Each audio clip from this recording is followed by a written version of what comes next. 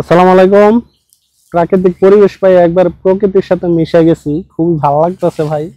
সেই একটা পরিবেশ এবং প্রচন্ড বাতাস, মানে বাংলাদেশের ফিল আসতেছে, চারিদিকে সবুজ আর সবুজ। তো যাই হোক, আজকে কিছু গুরুত্বপূর্ণ প্রশ্ন নিয়ে আপনাদের সামনে হাজির হইলাম। তো এই প্রশ্নগুলো প্রায় সময় অনেকে করে, বা এই সমস্যাগুলো প্রায় সময় অনেকে ফেস করে।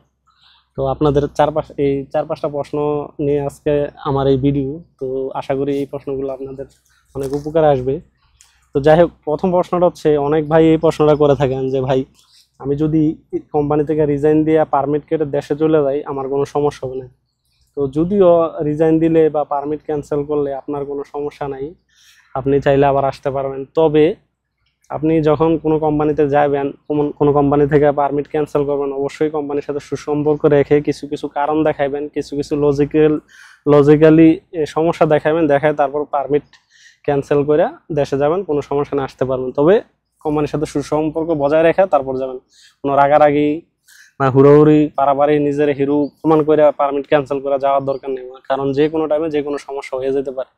তবে আরেকটা কথা হচ্ছে, আপনি যদি সিঙ্গাপুর নতুন আইসা থাকেন, 6 মাসের আগে পারমিট ক্যান্সেল করে দেশে চলে যান, তখন আপনি সিঙ্গাপুর আবার পরবর্তীতে ব্যাক করলে আপনাকে $520 ইনকাম ট্যাক্স দিতে হবে। সিঙ্গাপুর যেটা নিয়ম, এটা কোম্পানি পে করবে না, আপনাকে পে করতে হবে, কারণ আপনি একটা তাদের শিডিউল যে টাইম আছে, এই টাইমের আগে আপনি নিজে ইচ্ছায় দেশে চলে গেছেন।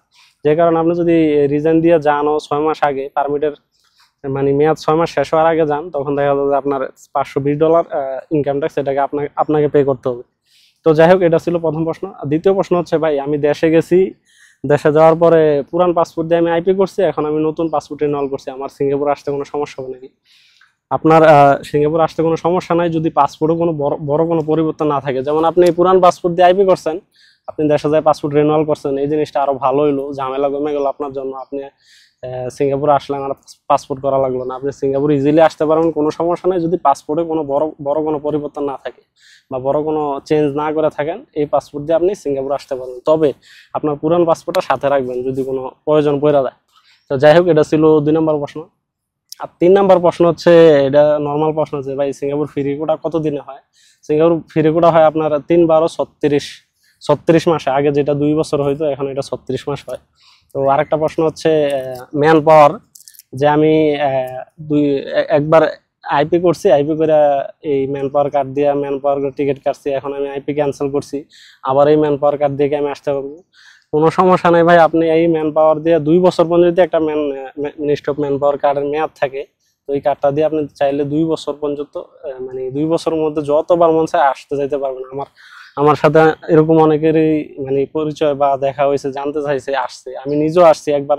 যেমন একবার 1 বছর কইরা গেছি, আবার দেশে যাওয়ার পর আপনার 1 মাস 2 মাসের মধ্যে আপনার আইপি লাগে গেছে, ওই ম্যান পাওয়ার কার্ডটা দিয়ে আমি আবার রিটার্ন করছি সিঙ্গাপুর। তো এমনটা করা যায়, সমস্যা নেই। আপনি একটা ম্যান পাওয়ার কার্ডের মেয়াদ থেকে 2 বছর, 2 বছরের মধ্যে আপনি যতবার মন চায় আসতে যেতে পারবেন, ম্যান পাওয়ার কার্ডের মানে মেয়াদ শেষ হবে না, আপনার আর করা লাগবে না।